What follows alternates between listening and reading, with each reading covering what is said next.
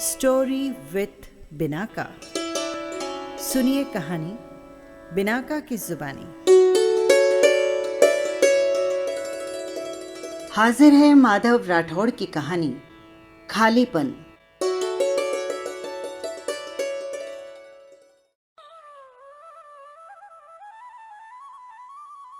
शाम की थकी मेट्रो से वो ऑफिस से घर आकर चाय का कप लेकर या तो टीवी देखती या फिर सुबह के अखबार के पन्ने फिर से पलटती। ये उसका रूटीन था। मगर कुछ महीने पहले बेटी ने फेसबुक चलाना सिखा दिया तो अब ये बोझिल शामें चाय के साथ फेसबुक पर सफरिंग करते हुए कटने लगी। उसे अच्छा लगता था लोगों के चेहरे और दिमाग पढ़ना। यहाँ हर रंग के मुखौटे पहने लोग मिलते। यहाँ अलग अलग तरीके से लोग अपने दर्द को साझा करते हुए दिखाई देते तो कहीं सहारा देने के बहाने सहारा ढूंढते लोग। हर एक ने अपने हिसाब से ये आभासी दुनिया बना रखी थी। सभी चाहते थे अपनी हर बात को बयां करना, चाहे बड़ा गम हो या छोटी खुशी। सभी को बेसब्री से इंतजार रहता था पसंद के साथ कमेंट्स का, भले ही वो झूठ मूठ के हों। मगर ये सब अहम को पुष्ट करते और दिल को वहम देते। पता ही नहीं चलता था घंटों कैसे गुजर जाते। इन्हीं चेहरों के बीच उसे वो दिखा। वो अक्सर रविवार को कोई कविता, कहानी या गजल पोस्ट करता था। वो अपने पात्र में उतरकर हौले से मन की परतें उखाड़ता था। वो अपने पात्रों को मन की उलझन में गूंथता था और कालजे की कोर की उस दाचती हुई गंध को महसूस करवाता था। वो दर्द की नब्ज को उस छोर से दबाता था जहां शब्दों में रिश्ता था वर्षों से दबा अनछुआ दर्द। उसकी गजलों के मिसरों में कसक होती थी भूले हुए पुराने प्यार को याद करवाने की। उसकी कहानी देह से फिसलती हुई उतरती थी आहिस्ता आहिस्ता मन में और छोड़ जाती थी रूह में अजीब सी सरसराहट जो पूरे सप्ते उसे मीठा इंतजार करवाती थी। एक रात अचानक उसका इनबॉक्स में मैसेज चमका। उसने हाय हेलो से बात शुरू की थी। अच्छा लिखते हो जी, शुक्रिया। ये सब आपका रहमो करम है। नहीं, ये आपका टैलेंट है। अपने बारे में भी कुछ बताएंगी मैडम? क्या करोगे जानकर? हमें अपना पाठक ही रहने दो। ठीक है, जैसी आपकी मर्जी मैम। Bye, good night. इस तरह उससे बातें होने लगी। वो अक्सर शाम को ही बात करती। कभी कभी पति घर पर नहीं होते तो रात को भी बातें कर लेती। फिर पता ही नहीं कब मेट्रो में आते जाते मोबाइल नंबरों का आदान प्रदान हो गया। वो व्हाट्सएप पर भी उसे कई अजब गजब के सवाल पूछता रहता। शायद वो उसके बारे में कुछ जानने की कोशिश कर रहा था मगर वो उसे टाल देती। पर उसका इस तरह पूछना उसे अच्छा लगने लगा। आपके जीवन में क्या कमी है? उसने एक दिन फोन पर पूछ ही लिया। मेरे जीवन में क्या कमी होगी? सब कुछ है मेरे पास। पति सरकारी अफसर हैं, बेटी डॉक्टरी की पढ़ाई कर रही है, लड़का बैंक में है, दिल्ली में खुद का मकान है। सब कुछ तो है मेरे पास। फिर भी उस सब में कुछ तो गायब है मैडम। वो अभी भी अड़ा था। मुझे तो कुछ नहीं लगता। अगर तुम मन की बातें जानते हो तो तुम ही बताओ। मुझे लगता है आपके जीवन का कोई हिस्सा अधूरा ही रह गया है। अधूरेपन के नाम से वो हिल गई मगर जिज्ञासा और भी बढ़ गई। वो क्या है वो भी बता दो, उसने संभलते हुए पूछा। शायद प्यार, उसने कहा। अभी मेरे पति बुला रहे हैं, रात को फेसबुक पर बात करते हैं। कहकर फोन काटकर वो वहीं बालकनी में खड़ी हो गई। वो उदासी से भर गई। बार बार उसके ये सवाल जहन में आ रहा था। इस भागते हुए शहर में उसने कभी खुद के बारे में सोचा ही नहीं था। पहले पढ़ाई, नौकरी, फिर पिताजी की जिद से शादी।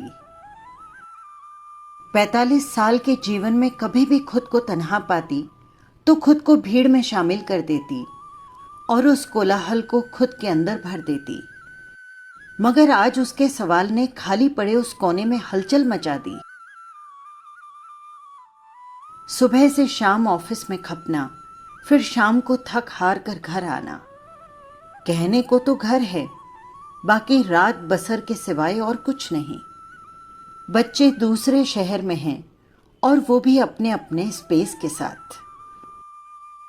शादी अरेंज थी, मगर दोनों अलग अलग से प्यार करते थे, इसलिए शादी के बाद कभी प्यार दिखा नहीं। बस अपने अपने तरीके से जी रहे हैं। शायद वक्त के हिसाब से दोनों ने हालातों से समझौते कर लिए हैं। उनका अपना रूटीन था, अपनी दुनिया थी, उसमें जीते थे। रातें अक्सर स्मार्टफोन की दूधिया रोशनी में उनिंदा से पता नहीं कब खत्म होती और फिर दिन बन जाते महानगरीय भीड़ का हिस्सा। सिवाय कमाने और खाने के उसके जीवन का कोई मकसद नहीं था। कहने को तो हर वक्त लोगों से घिरी रहती, चाहे ऑफिस हो, मेट्रो हो या फिर कॉलोनी का पार्क। मगर यहाँ के सारे रिश्ते औपचारिकतावश थे। रिश्तों में न जान थी न जज्बात। वो अक्सर चुप और उदास रहती। सांझ के साथ ही उसके चारों तरफ उदासी भी पसर जाती, जिसे वो टीवी और अखबार में जज्ब करने की कोशिश करती। मगर फेसबुक ने उसे काफी सहारा दिया। इस खाली पड़े कोने में उसने कब दस्तक दी, उसे पता ही नहीं चला। वो उम्र और अनुभव के लिहाज से काफी छोटा था, मगर उसके साथ अपने को शेयर करना उसे अच्छा लगने लगा। वो धीरे धीरे दिल की गिरह खोलने लगी। अपने पति की बीमारी से लेकर खाने वाली बाई की किचकिच उससे शेयर करती। उसे बात कर हल्का महसूस करती, अपनापन सा लगता। कभी कभी वो ऑनलाइन नहीं होता या कुछ नहीं लिखता तो वो अक्सर फोन करके पूछ लेती, मैडम आपको मुझसे प्यार हो गया है। उसने एक दिन छेड़ते हुए कहा, रहने भी दो, तुम्हारी उम्र जितनी तो मैंने नौकरी कर ली है। तुम्हारी उम्र के मेरे बच्चे हैं और तुम प्यार की बातें कर रहे हो।